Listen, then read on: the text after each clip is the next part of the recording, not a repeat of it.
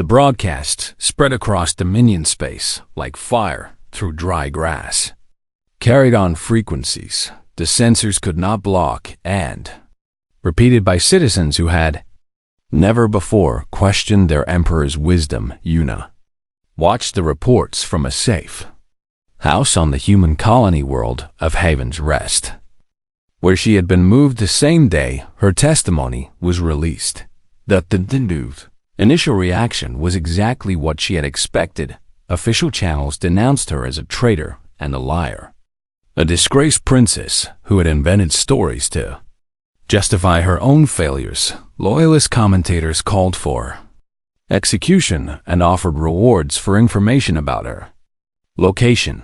Her brothers issued statements expressing their shame at sharing blood with someone so corrupt, but beneath the official condemnation, something else was happening on the industrial world of Keth Secundus. Workers gathered in public squares to discuss what they had heard, asking questions that had never been asked aloud before on the agricultural colonies of the Outer Territories. Farmers who had lost sons and daughters to the Emperor's endless wars began to whisper about peace on Keth Prime itself.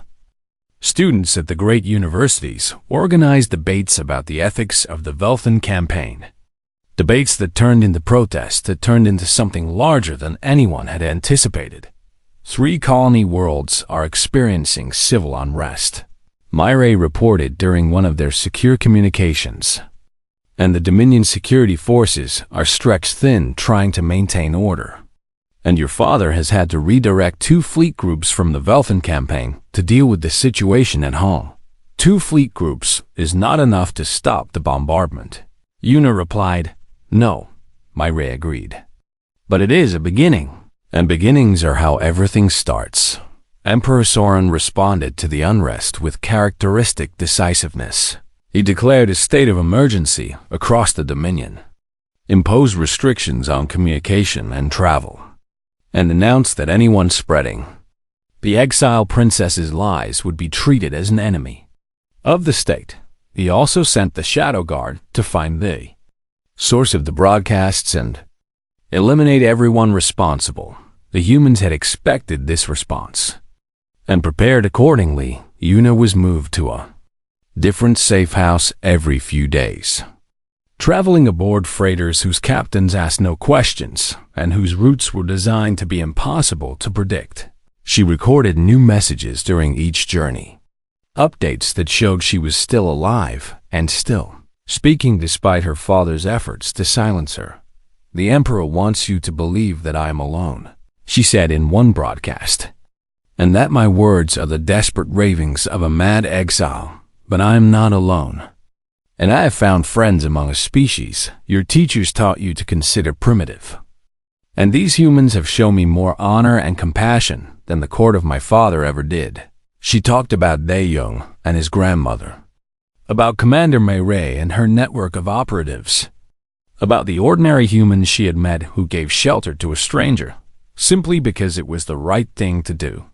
"Perhaps we have been wrong about many things," she said.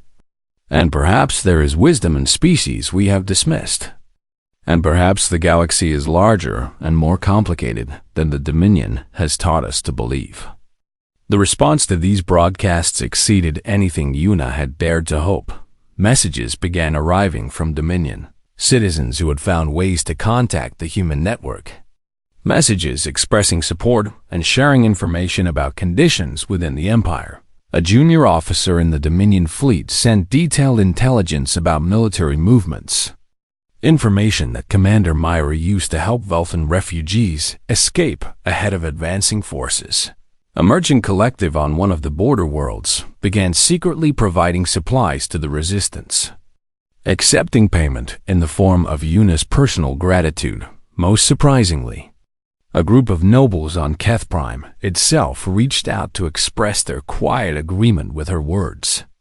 Nobles who had disagreed with the Emperor's policies for years, but had never dared to speak. "You have started something," Dae-Young told her during one of his visits to her current hiding place. "And I do not think even you understand yet how big it might become."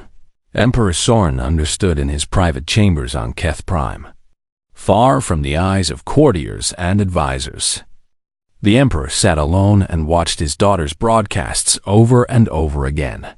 His public face showed only rage at her betrayal. His public fail. But in the privacy of his quarters, something more complicated moved behind his eyes. He had sent her to Vethfor to protect her from herself. Believing that exile and obscurity was better than the death that would have been demanded by certain factions of the court, he had hoped that time and hardship would teach her wisdom, that she would eventually accept the necessity of his policies and ask to return home. Instead, she had found allies among the humans, those strange, persistent creatures who seemed incapable of accepting defeat. And she had transformed from a silence distant into a symbol that threatened his entire reign. He watched her speak about honor and compassion, and the teachings he had given her as a child.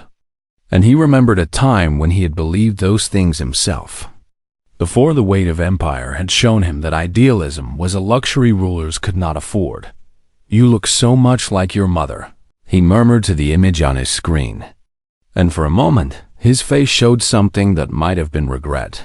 Then he hardened his expression and summoned his military commanders. If she would not stay hidden, he would have no choice but to hunt her down. The final scene of this chapter in Yuna's life took place aboard a small ship, traveling through neutral space toward a secret meeting with Velthan resistance leaders. De Jong piloted the vessel while Yuna prepared for the discussions ahead, reviewing intelligence reports and drafting proposals for cooperation between the Velthan survivors and their human allies. "Are you afraid?" De Jong asked as they approached the rendezvous point. "Yes," Yuna admitted, "because everything is uncertain and dangerous, and I have no idea whether anything I am doing will actually help." "That sounds about right for anyone trying to change the galaxy," he replied with his characteristic smile. Yuna looked out at the stars streaming past and thought about how far she had come from the waste processing facility on Vethfor. She was still in exile, still hunted, still uncertain of her future, but she was no longer hiding. She had found her voice again, and more importantly, she had found people who believed that voice was worth protecting. "My father once told me that a true leader stands alone," she said. "But I have learned something different from you humans, because you have shown me that strength comes from standing together, and that the bonds we choose are more powerful than the bonds of blood." De Jong nodded and adjusted their course toward the waiting Velthan ships. "Welcome to the rebellion, Princess," he said. Yuna smiled, the expression feeling natural on her face for the first time in years. "I am not a princess anymore," she reminded him. "No," he agreed. "You are something better, and you are someone who chose to fight when running would have been easier. And that makes you exactly the kind of leader this galaxy needs." As they moved toward their meeting with allies she had never met, Yuna felt the truth of his words settle into her heart. She had been banished by her father, and she had hidden until a human came, but hiding was over now, and whatever came next, she would face it standing tall. The galaxy was about to learn what happened when a princess refused to stay silent. And somewhere in his palace, watching her broadcast with an expression no one else ever saw, her father whispered a single word that might have been a curse or might have been a prayer. "Daughter."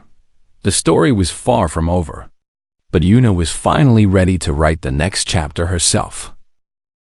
The intelligence facility beneath Commander Murray's headquarters hummed with activity that Yuna found both impressive and overwhelming.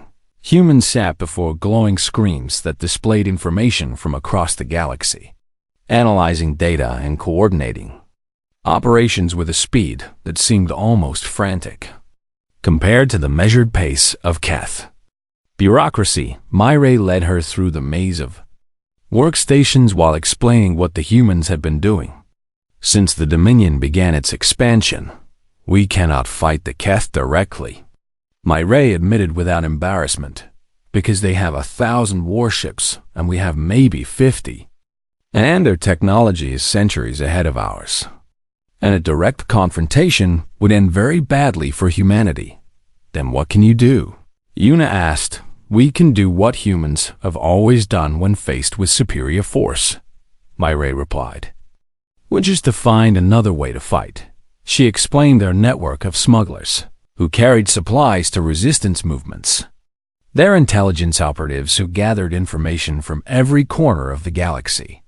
They're communications experts who could broadcast messages across borders that were supposed to be sealed. Information is a weapon, Myray said. And the truth is the most powerful information of all. And your truth could change everything. The plan she proposed was simultaneously simple and terrifying. Yuna would record a testimony describing her banishment, her father's true intentions, and the reality of what was happening to the Velthan people. The humans would then broadcast that testimony across every channel they could access within Dominion space, ensuring that millions of Keth citizens would hear the words their emperor had tried to silence. You want me to become a public enemy? Yuna said slowly. You are already an enemy, Myray pointed out. And right now, you are an enemy in hiding, which means you are alone and vulnerable, and your father can hunt you at his leisure. But if you speak publicly, then you become a symbol. And symbols are much harder to kill than individuals, or much easier, Yuna countered. Because symbols attract attention, and attention attracts assassins. Also true, Myray agreed. Which is why we would keep moving you constantly, using our network of freighters and safe houses to ensure you are never in one place long enough to be found. Dae-Young had remained quiet during most of this conversation. But now he spoke up. This has to be your choice, he said firmly. And no one will think less of you if you decide to disappear and live out your life in safety. Because you have already sacrificed more than anyone could reasonably ask. Yuna thought about her options as she looked around the room at the Fayard. Humans working so hard to make a difference in a galaxy that considered them insignificant. She thought about the Velthans dying under her father's bombardment. Gentle beings whose only crime was existing in the wrong place. She thought about the princess she had been, privileged and protected, and the exile she had become. Broken and hiding, she thought about Dae-Young's grandmother, who had fled her homeland with nothing and built a new life through sheer determination. If I do this, she said finally, there is no going back, and my father will never forgive me. And any chance of reconciliation dies the moment I speak. Yes, Myray confirmed without softening the truth, and it might not work. And the Keth people might reject my words as the lies of a traitor. And the Velthans might die anyway despite everything we do. Also yes, Myray said. Yuna closed her eyes and saw her father's face as he had looked on the day of her banishment. Cold and distant and utterly certain of his own righteousness. She had loved him once. And part of her still did, but love did not mean acceptance. And silence in the face of evil was its own kind of betrayal. My father taught me that a true ruler puts their people above themselves, she said. And he taught me that courage means doing what is right, even when it costs everything. And he seems to have forgotten those lessons. But I have not. She opened her eyes and looked at Myray with the steadiness she had learned. In the throne room of Keth Prime, I will speak, she declared. The recording took several hours because Yuna insisted on getting every word right. She described her childhood in the palace, her education in the responsibilities of rulership, her growing awareness that her father had changed from the man who had taught her to value all thinking beings. She described the moment in the Great Hall when she had spoken against the genocide, the cold fury in her father's eyes, the sentence of banishment that had stripped everything from her. She described her years of hiding on Vethfor, the loneliness and despair, the slow erosion of her identity until she had almost forgotten who she used to be. She described meeting Dae-Young and learning that kindness still existed in the galaxy, that strangers could become friends. That hope was not as foolish as she had come to believe, and she described what she had seen in the news broadcasts: the death of Velthan worlds, the murder of millions carried out in the name of expansion and progress. "I cannot stop my father," she said into the recording device, "because I am one voice and he commands armies. But I can speak the truth that he has tried to silence. And I can tell you, the people of the Dominion, that what is being done in your name is wrong. You are not monsters," she continued. "And I know this because I grew up among you, and I saw kindness and compassion and honor in the hearts of ordinary Keth. And I know that if you understood what your emperor was truly doing, then many of you would be as horrified as I am. My father exiled me for speaking these words," she concluded, "and now he hunts me for refusing to stay silent. But I will not be quiet, and I will not hide. And I will keep speaking until the truth is heard, or until I have no voice left to speak with." When the recording was finished, Myray played it back so Yuna could hear how it sounded. Her own voice filled the room, stronger than she had expected, carrying a conviction that surprised her. "That is good," Dae-Young said quietly, "and that is brave. And I am proud to know you." Yuna looked at the human who had changed her life simply by refusing to leave a stranger behind. "You asked me once why I helped you when no one else would," she said. "And I did not have an answer then, but I think I understand now. Because sometimes we help each other simply because we can. And that is enough reason." Dae-Young smiled his strange human smile and nodded. "Welcome to humanity's way of thinking," he said. Myray was already coordinating with her team, preparing to send Yuna's words across the stars. The broadcast would reach Dominion space within hours, and nothing would ever be the same. Yuna watched the preparations and felt something she had almost forgotten how to feel. She felt free. The trading station of Nexus 7 floated in neutral space where no empire held claim.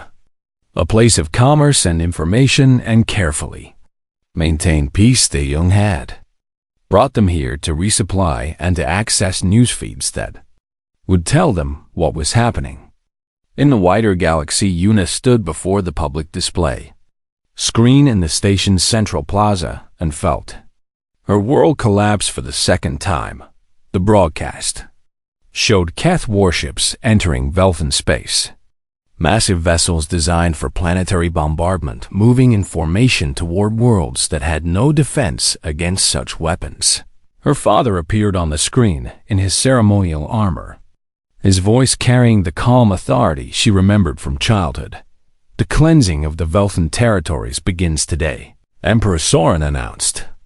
"And within one cycle, these worlds will be ready for Keth settlement, and the inferior species that currently occupies them will trouble the galaxy no more."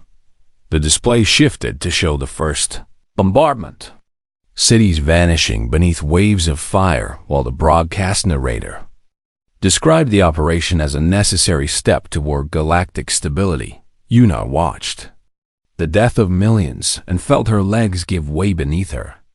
Dae-Young caught her before she hit the ground and guided her to a quiet corner away from the crowds. "I spoke out," she whispered, "and I lost everything for speaking out. And it changed nothing, and they're dying anyway. And my sacrifice meant nothing at all." She expected platitudes, empty words of comfort that would mean nothing against the weight of her failure. Instead, Dae-Young sat beside her in silence and let her grief wash over her without trying to fix it or minimize it. When she had cried until no more tears would come, he finally spoke. "You could not have stopped him," he said, "because you were one voice against an entire empire. And even the bravest voice cannot change history alone." "Then what was the point?" she demanded. "Of losing my home and my family and my name, if it changed nothing?" "It changed you," Dae-Young replied. "And that matters more than you realize right now. How can that possibly matter when millions are dying?" He was quiet for a moment, gathering his thoughts. On Earth, there was a woman who refused to give up her seat on a transport vehicle because she was tired of being treated as less than human, he said. And that one small act of defiance did not end the injustice she faced. But it inspired others, and those others inspired more. And eventually, the world changed because one person decided she had had enough. This is not the same thing, Yuna protested. It is exactly the same thing, Dae-young insisted. Because you stood up when everyone else stayed silent, and you paid the price for your courage. And that price was not wasted just because the results did not come immediately. He leaned forward and looked directly into her eyes. You are still alive, he said. And you still carry everything you know about the Dominion. Its military strength, its political weaknesses, your father's fears and ambitions. And running is not your only option anymore. What else is there? She asked. Come with me to human space, he said. And meet people who specialize in helping those who seem to have no hope. And let me introduce you to a species that has never met a problem it did not try to solve. The journey to the human frontier took several days of faster-than-light travel. And during that time, Yuna began to understand why the older species of the galaxy found humans so unsettling. They were not stronger or smarter or more technologically advanced than anyone else. They were simply relentless, Dae-young told her. Stories of human history, of people who had faced impossible odds and refused to accept defeat. He told her about diseases that had been conquered through decades of patient research, about social movements that had transformed societies over generations, about explorers who had pushed into unknown territories simply because they wanted to know what was there. We are very good at not giving up, he admitted. And sometimes that is foolish, and sometimes that is brave. But it is always who we are. The Keth would say the persistence without power is just stubbornness. Yuna replied, the Keth have never had to be stubborn, Dae-young countered. Because they have always had power. But those of us who started with nothing learned that stubbornness is the only weapon the powerless have. And we learned to wield it well. They arrived at the human colony of New Incheon on a morning that reminded Yuna of spring on Keth Prime, with soft light filtering through an atmosphere that smelled of growing things. The colony was nothing like she had expected. She had imagined primitive settlements struggling to establish themselves on hostile worlds. But instead she found a thriving city full of noise and color and life. Humans of every variety filled the streets, talking loudly and laughing easily and moving with an energy that seemed almost chaotic. Compared to the ordered stillness of Keth society, what struck her most was the equality she witnessed everywhere she looked. Workers argued with officials in public squares without fear of punishment. Criticism of government policies appeared on display screens alongside the official news. People of different stations shared meals at the same tables and called each other by their given names. This is how you live? She asked Dae-young with genuine amazement. This is how we try to live, he replied. And we fail at it often enough, but we keep trying because the alternative is unacceptable. He led her to a nondescript building near the edge of the city and introduced her to Commander Mei, a human woman with sharp eyes and a calm demeanor that reminded Yuna of the best military strategists she had known in her previous life. Dae-young says you have information about the Dominion, Mei said without preamble, and he says you want to help the Velthans. I do, Yuna confirmed. But I do not understand what a single exile can do against an empire.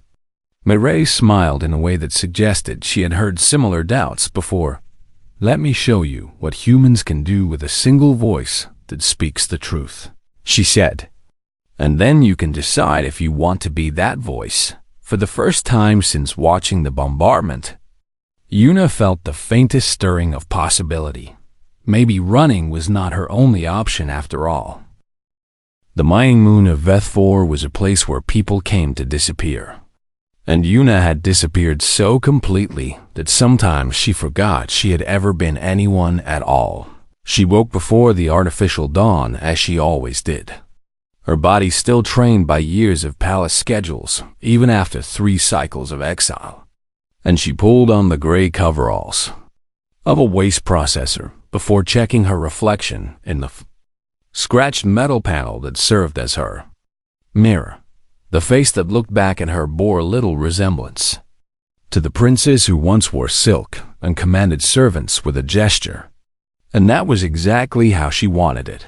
Her scales had dulled from lack of proper nutrition. Her crest lay flat against her skull in the manner of the lower classes, and her eyes had lost the bright violet shine that marked the imperial bloodline. She looked like nobody, and nobody was safe. The processing facility sat at the edge of the mining complex, where thousands of workers extracted rare minerals from the moon's crust. And Yuna's job was to handle the biological waste that such a population produced. It was the lowest work available, the kind of job given to criminals and refugees, and those who had fallen so far that no one bothered to ask their names. Her supervisor called her Vessel 7 because he had never cared to learn anything else, and she answered to it without complaint. 3 cycles ago, she had stood in the great hall of Keth Prime with sunlight streaming through windows, made of crystal harvested from dying stars. And she had called her father a monster emperor. Soren had sat upon the eternal throne, with his advisors arrayed behind him like statues. And he had just finished explaining his plan to cleanse the Velthan worlds of their inferior population to make room for Keth expansion. The Velthans were a gentle species who had never developed weapons of war, and they would die by the billions if her father carried out his intention. Yuna had listened to the assembled nobles murmur their approval, had watched her brothers nod, along with expressions of eager anticipation, and something inside her had broken. She stepped forward without permission, and spoke words that still echoed in her memory. Every night before sleep took her, "You speak of cleansing, as though murder were hygiene," she had said, her voice carrying across the hall with a clarity that surprised even herself. "And you expect your children to applaud while you plan the extinction of innocents, who have done nothing except exist where you wish to expand." The silence that followed had been absolute. Her father's face had shown no anger at first, only a terrible stillness that frightened her more than rage would have. "You forget yourself, daughter," he had said in a voice like ice cracking. "No, father," she had replied. "I remember myself for the first time, and I remember that we were not always conquerors. And I remember the teachings that say all thinking beings carry the spark of the eternal. And I remember that you taught me those things yourself before ambition ate your soul." She had known even as she spoke that she was destroying herself, but the words had poured out like water through a broken dam. Her father had risen from the throne then, and his shadow had fallen across her like a physical weight. "You are no longer my daughter," he had declared in a voice that reached every corner of the hall. "And you are no longer a princess of the Keth Dominion, and your name shall be erased from every record. And you shall be sent to the far edges of our territory to live out whatever miserable span remains to you among the refuse of society." She had not been allowed to return to her chambers or say goodbye to anyone. Guards had seized her and marched her directly to a transport ship. And within hours, she was traveling toward the most desolate posting the Dominion maintained. Now she processed waste and tried not to think about the Velthans dying somewhere across the galaxy while she sorted biological matter into recycling categories.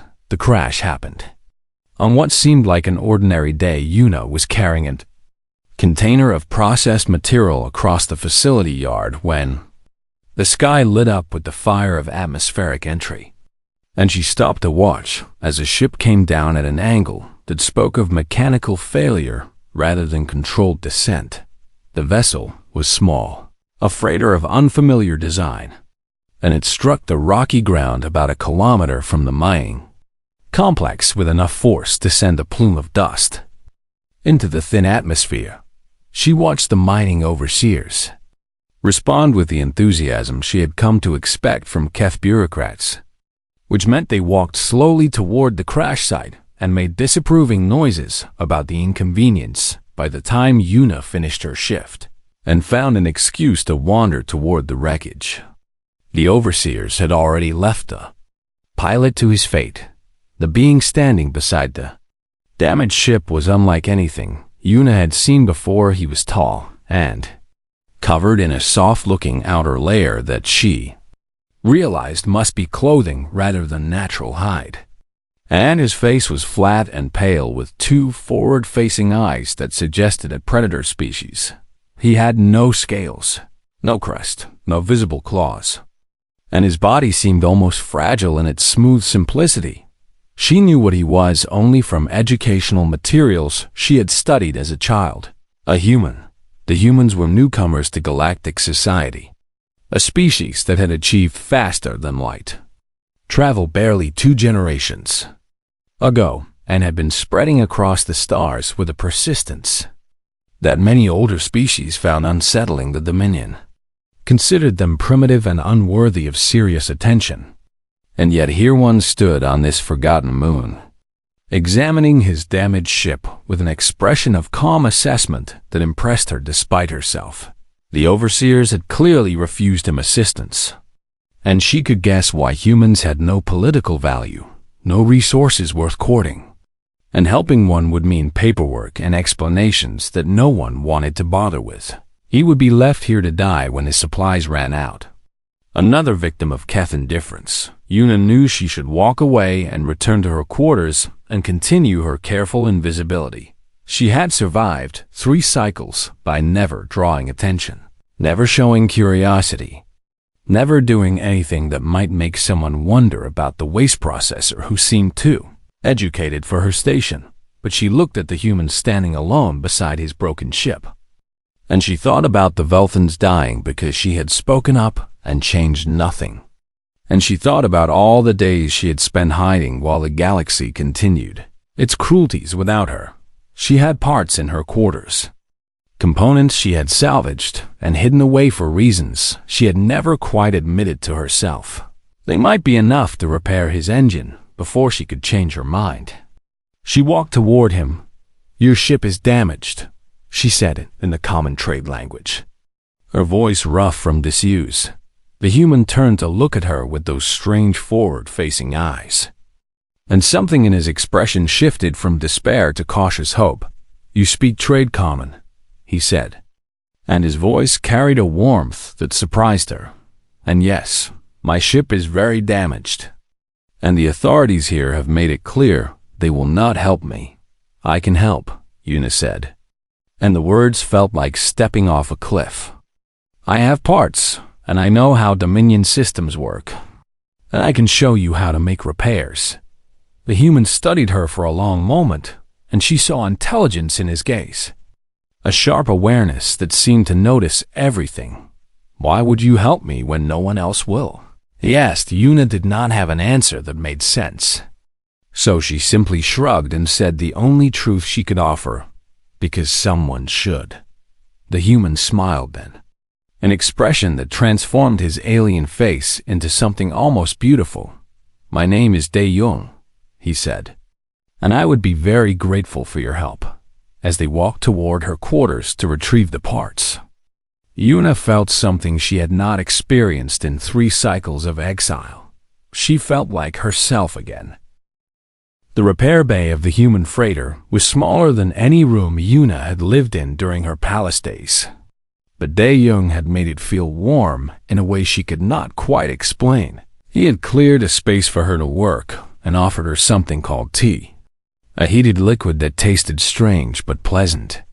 And he had not asked her name or history or any of the questions she dreaded. Instead, he had simply handed her tools and let her examine his damaged engine while he watched with patient curiosity. "You know more about Dominion technology than any waste processor," Should, he said on the third day of repairs. His tone casual, but his eyes sharp with observation. Yuna kept her focus on the power coupling. She was reconnecting and tried to make her voice as flat as possible. I learned things before I came here, she said. And the past does not matter on Veth 4. Everything matters, Dae-young replied gently. But I understand not wanting to talk about it. And I will not push you for answers you are not ready to give. His kindness confused her more than suspicion would have. She had grown accustomed to the casual cruelty of the Keth, to the way power was wielded as a weapon and generosity was always a transaction with hidden costs. This human gave without expectation, smiled without calculation, and treated her like a person rather than a tool or an obstacle. Tell me about your people, she said one evening as they sat in a small common area of his ship. Because I know only what the educational materials say, and those were written by Keth scholars who consider humans barely worth mentioning. Dae-young laughed at that, a sound full of genuine amusement. We are very new to all this, he admitted. And your kind were sailing between stars when my ancestors were still figuring out how to make fire. So I understand why older species look down on us. He told her about Earth. A world of blue oceans and green forests that sounded like paradise compared to the metal and rock of Veth 4. He told her about human history, about wars and famines and terrible cruelties, but also about moments when people had risen above their worst impulses to create something beautiful. We have done awful things to each other, he said without shame or defensiveness. And we still make mistakes every day. But we also keep trying to be better. And I think that is what matters most.